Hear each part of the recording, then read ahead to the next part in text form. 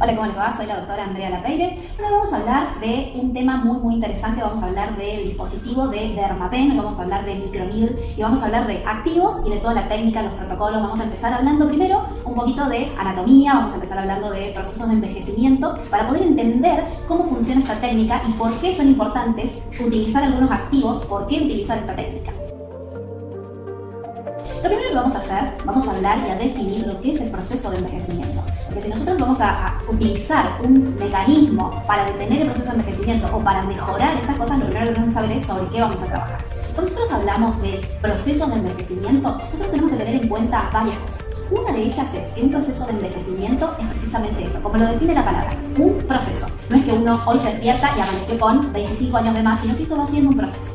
¿Qué define el proceso de envejecimiento? Hay como una especie de retardo en la respuesta, en la capacidad de adaptación. Yo siempre pongo como ejemplo, cuando nosotros hablamos del envejecimiento, fíjense, antes, hace un tiempo atrás, uno salía, se acostaba tarde y al otro día se levantaba temprano y no necesitaba tanto tiempo de recuperación. ¿Qué ocurre después? Pasa el tiempo y ya nos cuesta más recuperarnos. Bueno, eso es proceso de envejecimiento. Una falta de respuesta ante situaciones de estrés. Nos cuesta adaptarnos. Cada uno tiene su propio reloj biológico. Las que hacemos estética, sabemos que por ejemplo en diciembre vienen todas, que vienen las reuniones de exalumnas. ¿Qué ocurre con esas reuniones de exalumnas? Está la que parece que sigue teniendo 17, la que parece que la vida la pasó por encima. ¿Y qué vienen a hacer todas en diciembre? A pedirnos que por favor hagamos milagros porque ninguna quiere ser la que le pasó la vida por encima, ¿sí? Todas tienen la misma edad, sin embargo envejecieron a ritmos distintos. ¿Por qué? Porque cada una tiene su propio reloj biológico.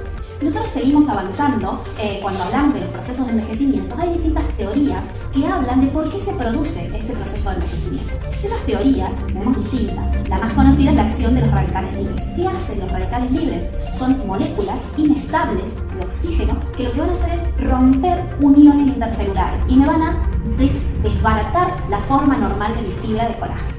Esa es una de las teorías del envejecimiento. Hay otra que dice que hay un deterioro de la síntesis de colágeno, de la síntesis de elastina, por la misma acción de los radicales libres. Se produce una deshidratación y las células empiezan a olvidarse de aquello que tenían que hacer.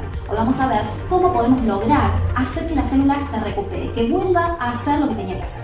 Fíjense, si nosotros pensamos, por ejemplo, en nuestros celulares, ¿qué pasa si el celular se me tilda? ¿Qué tengo que hacer? ¿Qué pasa cuando el celular se tilda? Deja de funcionar, deja de hacer lo que tiene que hacer.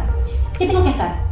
Resetearlo, reiniciarlo. Si yo reinicio el celular, ¿qué ocurre? Mi celular cuando se reinicia, se vuelve a prender, se olvida del error que estaba cometiendo. Bueno, hoy vamos a ver también cómo podemos hacer este reseteo de las membranas celulares y el reseteo de la célula para que se olvide de los errores que está cometiendo por procesos de envejecimiento. Vamos a ir avanzando en procesos de reseteo celular físico, químico y mecánico. Vamos a ver todos estos procesos. Es decir, vamos a hacer que la célula se recupere de la senescencia. ¿Qué es la senescencia? Este proceso celular donde la célula se olvidó de lo que tenía que hacer. Eso que hacía siempre, ahora se olvida. Cuando nosotros hablamos de envejecimiento, nosotros tenemos tres tipos de envejecimiento. Conocemos dos, que es de los que más hablamos. El envejecimiento cronológico, o sea, la edad que tengo, lo que me dice el documento. Por más que yo diga que tengo 20, mi documento sabe la edad que tiene, ¿sí? Entonces esa es la edad cronológica, la edad que tengo.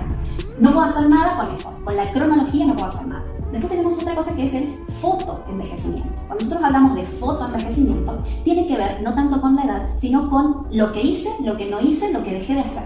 El fotoenvejecimiento tiene que ver con exposición, quizás al sol, quizás a otros sustancias o químicos que nos llevan al envejecimiento, es decir, exposición al ambiente, al ambioma. El ambioma es el medio ambiente donde nosotros estamos y que puede o no provocar envejecimiento. Lo que yo haga o deje de hacer va a influir en la manifestación de ese envejecimiento. Lo que hablamos al principio, que cada una tenía su propio reloj biológico, ese reloj biológico está regulado no solo por los genes, sino que está regulado por la epigenética, lo que está más allá de los genes, lo que hice o dejé de hacer, que está más allá de mis genes para que mi envejecimiento sea más acelerado o menos acelerado, ¿sí? Entonces vamos con dos, cronoenvejecimiento, fotoenvejecimiento, que pueden estar combinados. Pero existe un tercer tipo de envejecimiento, del que no se habla tanto, pero yo creo que en estos tiempos es el que más influencia va a tener, que es el envejecimiento psicológico. ¿Qué significa esto? ¿Qué es envejecimiento psicológico? Cuando nosotros hablamos del fibroblasto, que es la célula principal, la que genera colágeno y elastina, la célula a la que nosotros desde el punto de vista estético queremos estimular para que nos regenere, nos repare todos los componentes de la matrix extracelular, que nos genere y nos repare las fibras de colágeno, los glucosaminoglicanos. Cuando nosotros hablamos del fibroblasto, el fibroblasto tiene una capacidad de respuesta casi que inmediata. Si yo me corto, por ejemplo acá, el fibroblasto en cuestión de segundos, de minutos, genera una respuesta.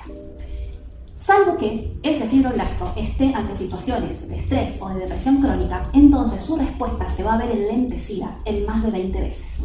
¿Por qué es importante que nosotros tengamos esto en cuenta? Porque si yo voy a trabajar con un paciente al que yo le voy a hacer, por ejemplo, una radiofrecuencia, tengo que entender que mis tratamientos o todo lo que yo le ofrezca a la piel de ese paciente, si ese paciente está bajo situaciones de estrés o bajo situaciones de depresión crónica, su respuesta va a ser mucho más lenta.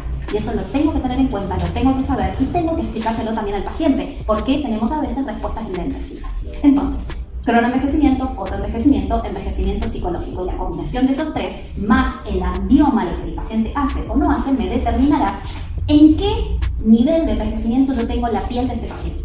Pero la piel no es solo la que está envejecida, es todo el cuerpo del paciente. La piel es solo uno de los órganos expuestos al envejecimiento.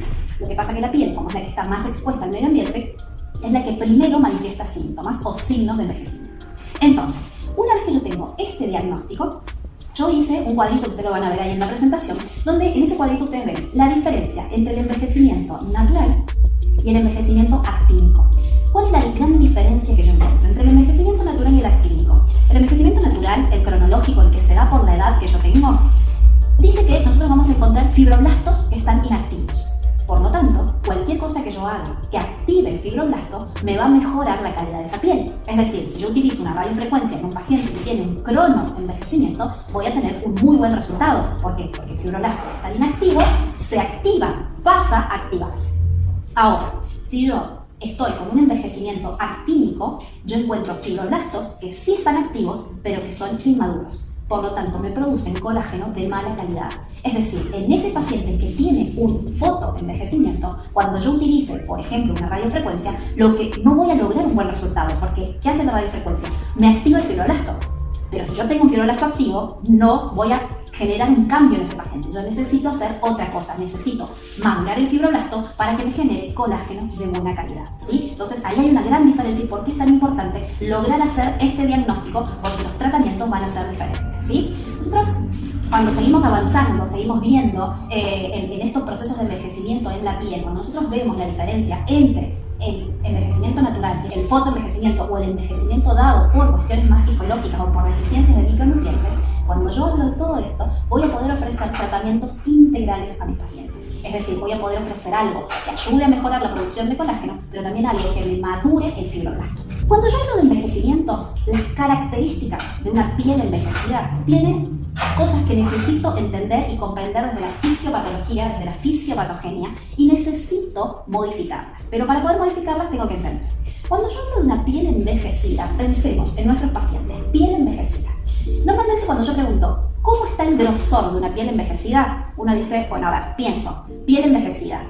El espesor total de la piel está disminuido. El espesor total de la piel disminuido. A expensas de la dermis. La epidermis se encuentra engrosada, pero la dermis está adelgazada. Se perdió colágeno, se perdió elastina. Una piel envejecida es una piel que tiende o que pierde todas sus capacidades de elasticidad. Si uno piensa en esto, uno hace este pliegue en una piel normal que se vuelve rapidísimo, vuelve rápido a su lugar. En una piel envejecida, la piel está deshidratada, perdió elastina, y cuando yo hago este pliegue no vuelve tan rápido, sino que se queda un ratito y luego de a poquito vuelve a recuperar su forma. Entonces, estábamos hablando de las características de una piel envejecida que es fundamental conocer. Entonces decíamos, el espesor total de la piel se va a ver disminuido, pero a expensas de la dermis, ya que la epidermis se va a encontrar engrosada. Entonces nosotros vamos a tener mayor capa córnea y menor capa viva de la piel, ¿sí? Vamos a hacer un repaso anatómico. Yo acá les voy a dejar en la presentación, igual y todo el material que ustedes van a tener, les va a quedar todos estos esquemas. Pero para recordar, vamos a hacer un repaso anatómico de lo que es la piel. Nosotros hablamos de piel, nosotros tenemos una primera capa que es la epidermis, una segunda capa que es la dermis y una tercera capa que es la hipodermis.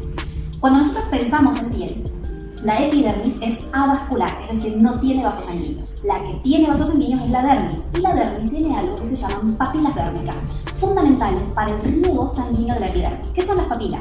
Esto son como unas ondas. ¿Y qué van a hacer? Me aumentan la superficie de irrigación de la epidermis y eso hace que la epidermis reciba los nutrientes y la oxigenación necesaria. ¿Qué ocurre?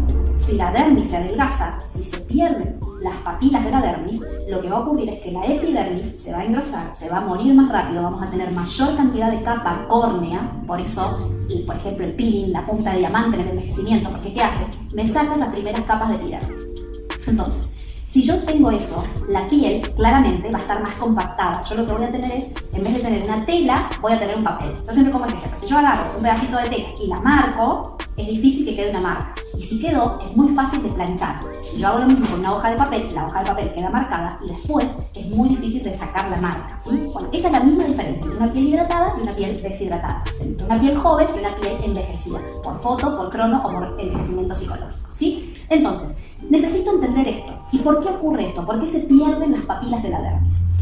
Las papilas de la dermis se pierden por fibrosis de la fibra de colágeno. ¿Qué es la fibrosis de la fibra de colágeno? Cuando la fibra de colágeno pierde su estructura, se endurece, se adelgaza y pierde la forma que tiene que tener. Si yo lo viera en un ejemplo claro, yo tendría, por ejemplo, si yo tuviera una fibra de colágeno, yo la corto y se las muestro así, que es lo que van a ver después ustedes en el esquema en la presentación. Si yo la corto y la muestro así, lo que van a ver es como si tuviera unos cablecitos adentro que están separaditos, que mantienen una forma, y eso hace que mi fibra de colágeno mantenga esta forma y me mantenga las papilas de la dermis. En una piel envejecida eso se pierde. Si yo hago un corte y se los muestro así, en vez de tener la fibra de colágeno con todas las miofibrillas adentro, lo que voy a tener es una fibra de colágeno adelgazada con las miofibrillas apelmazadas porque perdió su forma, perdió su estructura. Entonces se apelmazó. Al apelmazarse, al pegarse, al fibrosarse, al endurecerse, lo que va a pasar es que voy a perder papilas. Al perder papilas, pierdo espesor de la dermis y me aumenta la epidermis, ¿sí? Claro eso porque después es importante a la hora de trabajar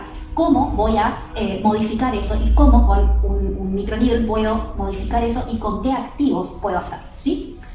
Otra cosa importantísima a la hora de evaluar la piel, porque estamos todavía en la primera etapa donde yo estoy haciendo el diagnóstico de mi piel para ver qué activos le puedo ofrecer.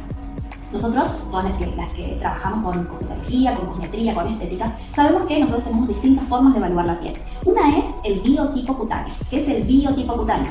La relación que hay entre el contenido hídrico y el contenido lipídico, es decir, la relación entre agua y grasa que tiene la piel. Eso es el biotipo cutáneo. Entonces tendré una piel seca, una piel grasa, una piel mixta, una piel normal, una piel deshidratada, ¿sí? Lo que conocemos normalmente y que todo el mundo lo conoce. Después tenemos una segunda clasificación, que es la clasificación de Fitzpatrick. La clasificación de Fitzpatrick tiene que ver con la cantidad de melanina que tiene mi piel, con el color, ¿sí? Que va en grados, del 1 al 5, del 1 al 6, y que habla de el color de la piel, ¿sí? Entonces tendré personas más blancas, más nórdicas, que serán un fototipo 1, y pieles más oscuras, que iremos a un fototipo 5 o 6. En Argentina más o menos estamos en un fototipo 3 o 4. Y después tenemos una clasificación importante, que yo se las dejé en un cuadrito, que es la clasificación de Glogau. La clasificación de Glogau es una clasificación de envejecimiento. Cuando nosotros hablamos de Glogau, estamos hablando de distintos grados de envejecimiento. Si nosotros pensamos en envejecimiento en nuestros pacientes, van a ver que, ustedes van a ver el cuadrito de Glogau que lo divide en distintos grados. Tenemos el tipo 1 de Glogau, que es esa paciente que no tiene signos de envejecimiento, que hay apenas quizás alguna discromía, pero nada más, ¿sí? Normalmente si nosotros lo correlacionamos con la edad, será una paciente aproximadamente de 20 años, una adolescente, que lo que hace es, esa paciente que hoy se va a bailar, hoy se maquilla, se pone base, se pone rímel, se va a bailar viernes a la noche y vuelve, se acuesta a dormir sin sacarse el maquillaje y se saca el maquillaje recién el próximo viernes cuando vuelve a ir a bailar, ¿sí? Entonces, que va a tomar sol sin protección, ¿sí? Entonces son pacientes en los que yo tengo que ofrecer medidas de prevención, de educación, donde yo tengo que enseñar el uso del protector solar, la importancia de la limpieza, ¿sí? Una paciente, eso sería un grado 1 de Glogau de envejecimiento, donde no hay signos visibles de envejecimiento, pero sí hay conductas visibles de envejecimiento, es decir, conductas que van a hacer que esa piel envejezca más rápido, ¿sí? Después ya pasamos a un grado 2, es esa paciente que empieza a utilizar base de maquillaje todos los días para cubrir esas pequeñas imperfecciones, donde ya empezamos a ver discromías más marcaditas, donde yo no veo a simple vista el envejecimiento, pero si yo puedo palpar, puedo tocar ya algunas hiperkeratosis, puedo palpar zonas donde ya hay esas pequeñas marcas, digamos, que va dejando el envejecimiento. Grado 2, ¿sí? Paciente que empieza a usar base de maquillaje todos los días para corregir esas pequeñas imperfecciones. Grado 3 de Glow, esa paciente que ya no solo usa base de maquillaje, sino que usa corrector, base, prebase, postbase, ¿sí? Esa paciente que ya empieza a utilizar muchas más herramientas para corregir los signos del envejecimiento. Es esa paciente que viene a consultar y que ya se empieza a mostrar preocupada por los signos de envejecimiento, donde yo no solo palpo las hiperkeratosis, sino que ya las veo a simple vista, donde ya las discronías son mucho más visibles. Pacientes grado 2 y grado 3, donde nosotros tenemos múltiples herramientas y donde esta clase de la que vamos a hablar hoy nos va a aportar muchas herramientas para poder trabajar. Después tenemos el grado 4, esa paciente que ya está más allá del bien y del mal. Esa paciente que viene y te dice, mira doctora, yo no me maquillo porque si me pongo maquillaje se me craquela, ¿sí? No me pinto los labios porque se me va el rouge por las arruguitas. Entonces esas son pacientes en las que, donde ya toda la piel tiene procesos de envejecimiento, donde todo, ya prácticamente no hay piel sin proceso de envejecimiento. Entonces son pacientes donde quizás no tengamos mucho para ofrecer como para retrogradar los cambios, pero sí para prevenir que esto siga progresando. Entonces es importantísimo saber dónde estamos paradas.